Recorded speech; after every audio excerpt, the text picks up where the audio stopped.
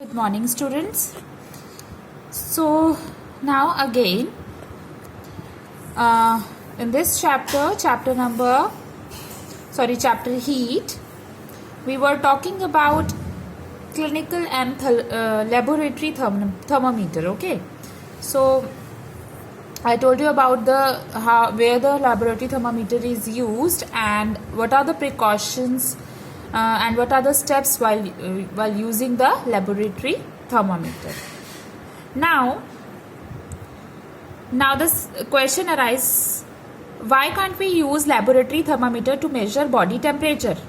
Now, as I mentioned, if you just look at the scale of clinical thermometer and also the laboratory thermometer, what do you see? In clinical thermometer, we can measure temperature falling between 35 to 42 degrees Celsius. Okay. Now, if you look at laboratory thermometer, we can measure any temperature falling between -10 to 110 degree Celsius. So, basically, this temperature ranges also fall within the laboratory thermometer's temperature range. But the problem is that with laboratory thermometer, as soon as you take it out, the mercury level immediately falls down. So when you put the thermometer inside the mouth of a patient, as soon as you take it out from the mouth, the mercury level fall down, and you will not able to do down the temperature of the particular person. Okay, so that is why the laboratory thermometer is not used to measure the body temperature of a patient. Understand? Okay, now if we look at both the clinical as well as the laboratory thermometer, so have you seen that mercury is chosen as a liquid inside the thermometer. So now what is so special in mercury that it is always used as a liquid inside the thermometer? Firstly, it is liquid at room temperature. Okay, and we want a liquid so that the liquid actually move through the tube. So in the thermometer,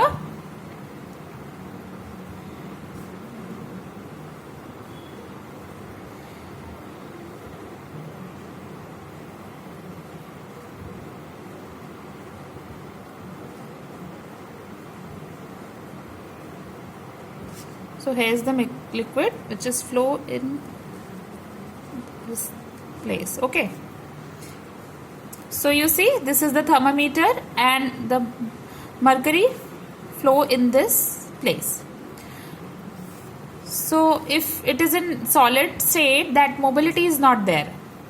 Okay, so since it is a liquid, so it is a good thing. Second is high coefficient of expansion. High coefficient of expansion. So what do you mean by high coefficient? Expansion means anything that is expanding, means anything that is increasing. Thermal expansion means anything that is expanding due to heat. So if it has a high coefficient of expansion, means that even if it is heated very slightly, mercury expand noticeably. Okay, so if we apply a little bit of heat to it, it will expand immediately. So if you start using a liquid which has low coefficient of expansion, that liquid will not be able to flow at very small temperature also. And when it does not expand, you really not able to see the very small temperature. Okay, so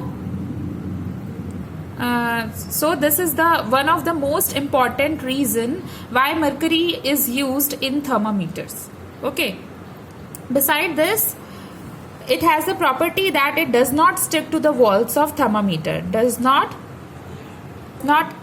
stick to the walls of thermometer. Okay, so now if it starts sticking to the walls of the thermometer, in that case we will not be able to flow along the length of the tube. Okay, so that is also another important thing. Next is shiny appearance. So because of its shiny appearance, so which make it easier to read the thermometer because it's shiny, because it is shiny. Okay, now it has a low melting point. So it has low melting point somewhere around minus 38.83 degrees Celsius and very high boiling point. So there is a chances of this mercury being melted or being boiled at is very less, because normally an object has very high melting point and or very low boiling point. Even at room temperature it might start boiling. So, or as soon as you expose it to some hot substances, it might start boiling. So all those risks are there. So these are the risks which are not there with mercury. Okay. Similarly, it will start boiling at very low melting point or at high boiling point. Okay, so these are the advantages of mercury. That is why the mercury is used in thermometer. There is one disadvantage also which is being faced these days, because as mercury is very, very poisonous. Okay, so it is very difficult to expose the mercury. Therefore these days a substitute of mercury has been formed, and that is alcohol. So a lot of digital thermometer have come up, and a lot of thermometer, instead of mercury, alcohol is being used, because alcohol has also high coefficient of expansion, and at the same time it is not that poisonous. Okay, so we have discussed all about the hotness or coldness of a body, and how do we measure the body, how do we measure the temperature by using thermometer. So we discussed all that. Now I want you to understand how heat is transferred from one object to another. Okay, like when you place the thermometer under your tongue, so we say that the bulb is getting heat from the heat of your body. So their heat is transferred from the body to the bulb. Okay, so here we are going to discuss about how heat is transfer from one object to another. Okay, now have you tried any of these? Have you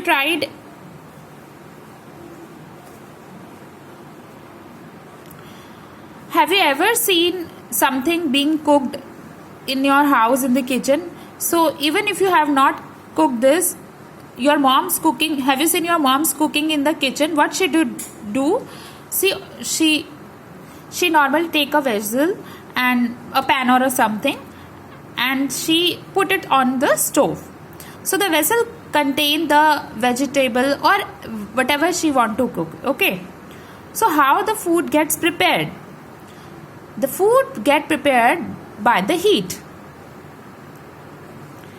Now as you heat the vessel, so when the vessels keep heated up, and inside whatever there is, they get fried or cooked.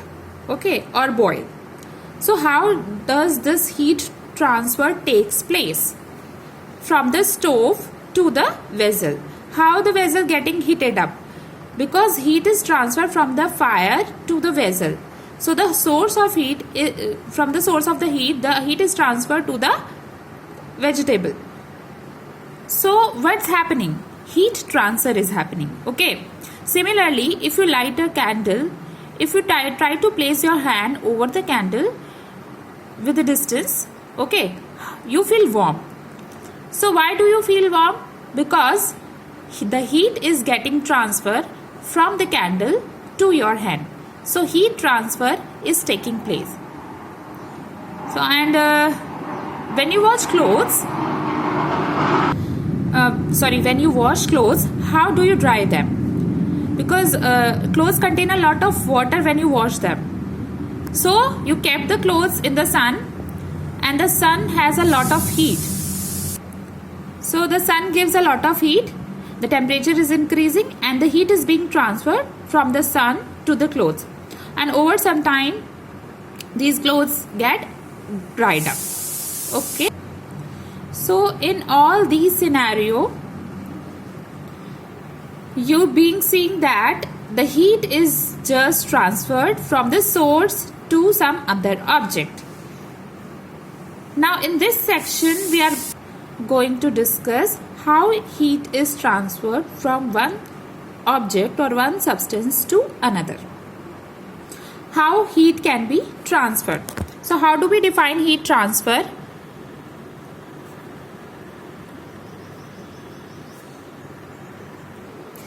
Now, so how do we define the heat transfer? It is the transfer of heat energy from one system to another or one part of the system to another by virtue of temperature difference. Now when I talk about the heat transfer, it is not necessary that it is always has to be from the flame to the vessel. Okay. It also happens when the same object experience heat transfer from one part to another. So let us say if you have a pen, so that pen's handle is also made up of the same metal. Okay. Now when you heat the pen, initially the pen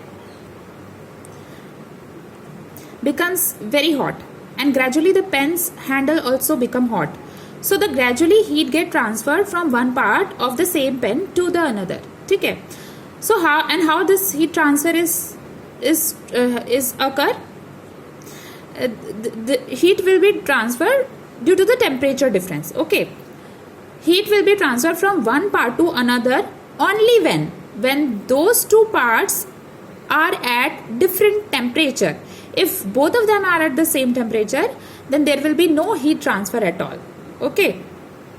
So the temperature difference plays a major role in the process of heat transfer. For example, what happens if you touch a glass of cold drink which is completely chilled? As soon as you touch it, you feel cold. Okay. Now you touch it for a few seconds and then remove your hands. What happened to your fingers? Your fingers become cold. Why is it cold even after you have left the glass? That's because whenever you touch the glass, there was a heat transfer, and whenever there is a heat transfer, because there is a temperature difference between the two objects. Okay, the first object is the glass and the second object is your hand. So the temperature of your hand is more. Okay, because the glass was very chilled. So as soon as both of them come in contact, heat starts getting transferred from one object to another, and heat is always flow from a body which is at the higher temperature to the body which is at the lower temperature. So heat starts flowing from the hand to the glass. So therefore your hand is actually losing heat, and when you lose it, you tend to become colder. Okay, and that is why when you leave the glass, your hand, because your hand has lost a lot of heat to the glass. Okay, and when you touch the glass, it will be comparatively little warm than before. Okay. Similarly, when you touch the hot glass, so in that case, the heat get transferred from the cup to your hand. So the cup is at higher temperature, and your hand is at lower temperature. So this is how the heat is transferred. So in case you are holding a glass which is at the room temperature, neither it is cold nor it is hot, then the temperature of your hand also remains the same. That's because there is no heat transfer take place in between both the objects because they both are in on the same temperature. Okay, so this is how we define the heat transfer. Now the question is, do all material conduct heat? So if I take any material, will it start conducting heat or it allow heat to pass through it? So let us take some examples. So let us take an example. You have a metal pan with a metal handle. So this is a metal pan with a metal handle. So you have this kind of pan in your kitchen. As pan is made up of metal, the handle is also made up of metal. So this is also metal. So this is one type of pan which we have taken. And if we put this pan in on the gas, the pan get heated up. After a couple of minutes, if you try to touch the handle, what happens? The handles also become hot. That is the first case. In the next example, we take a pen, but this time the handle is not made up of metal. Instead, it is made up of plastic. In fact, these days most of the pen's handle are made up of plastic. Okay. Now, if you put this pan over the flame or gas, and then after some time, if you observe it, the pan get heated up, but if you touch the handle, it is not heated. So why is difference in between the two? That's difference is because some material allow heat to pass through it, whereas some material do not allow heat to pass through it. Okay. So in this case, what happened that the fire is here. So the source of heat is here. So obviously the pan gets heat and gradually it expands to the part of to this part also, because heat is transferred from one part to another, and since it is all made up of metal, so metal allow heat to pass through it and the heat is transferred all over the place. But in this case, what happens? The pen is definitely get heated up because it is also made up of metal. But since this handle is made up of plastic and plastic does not conduct heat, plastic does not allow heat to pass through it. Therefore, plastic handle does not get heated up. So what do we observe? That metals conduct heat, that is metal allow heat to pass through them, but the plastic do not conduct heat. They do not conduct heat.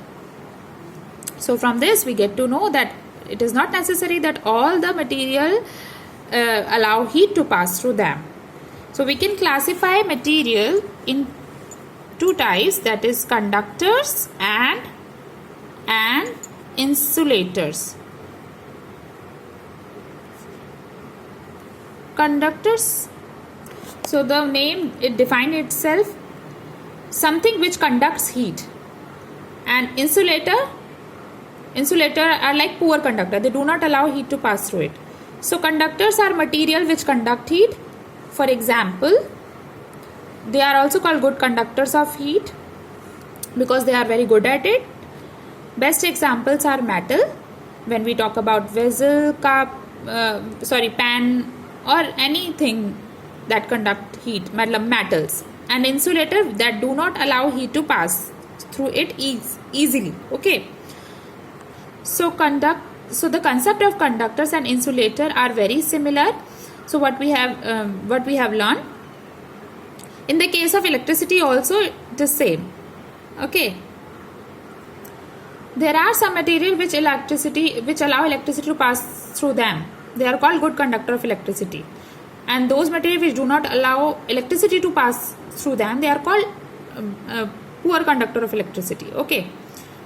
So example of insulators are plastic, wood, water, air. These are all the examples of insulator, and these are all the poor conductors of heat. because this wood or plastic container, that's why the wood or plastic container is used as a handle. Okay, here. But they are not used for cooking purpose. Okay, you cannot put the plastic container over the gas, because if it gets heated, it get melt, because it does not allow heat to pass through it. But if it is made up of metal, then it allows heat to pass through it. That's why the metal is used to make vessel is used to make food, and vessel that is used to make food is made up of metal, because they allow heat to pass through them. But they do not allow heat to pass through them. Okay, they are the poor conductor of heat. So these are conductors and insulator. Now when we talk about heat transfer, we are actually talking about heat is transferred from one part of an object to another, or one substance to another substance. Now how this heat transfer actually takes place? It takes place, now there are three ways by which heat is transferred. The first is conduction, the second is convection, and the third is radiation. So these are only three ways through which the heat is transferred from one object to another. So let us start with conduction. The word conduction is derived from the word conduct. That means which allow heat to pass through itself, or to pass through itself. They are called conductors, and that is how it conduct the heat, and heat transfers take place in the conduction. Okay. Now let us see what it is. It is the transfer of heat between different parts of a body because of their temperature difference. So it is like the same object. Within the same object, heat is going to transfer from one part to another part. And why heat transferring? Heat transfer is taking place because of the difference in the temperature. Wherever there is a difference in the temperature, there will be the heat transfer takes place. Now when this heat transfer takes place within one particular object, there it is called conduction. That is known as conduction. So here we take an example, and a metal pen with a metal handle. So in that case, what happens? The entire part, whether it is a handle or it is a pen, this all part is of the same vessel. So when we heat this pen, first of all, the bottom get heated up. Okay, so the heat get conducted from the flame to the pen, and gradually it goes to the handle of the pen. Okay, so the same object is heated up, but different parts of the body being heated, because there is a difference in temperature. So the bottom part will have more temperature as compared to the handle. So that is why the heat is transferred from the bottom to the handle. So this is an example of conduction. The heat is always transferred from hotter end to the colder end. So from the hotter end to the colder end. That is how the heat transfer takes place. It is the most important heat transfer, most important mode of heat transfer in the solids.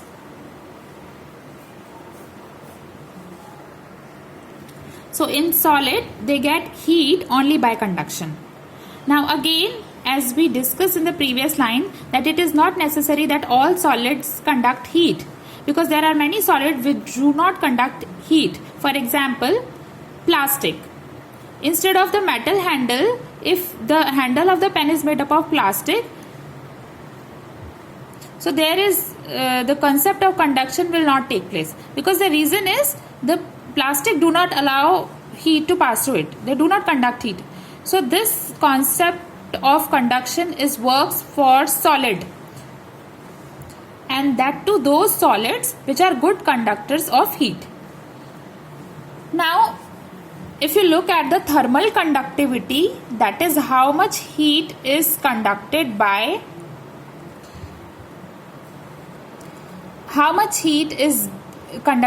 an object. So it is seen that the solid is best at it. I am telling that it is not the all solids. I am only talking about the good conductors of heat. So solids are better conductor than liquid and then gases as far as thermal conductivity. Okay, thermal conductivity means the ability to conduct heat. Thermal always means heat. Conductivity means the ability to conduct heat.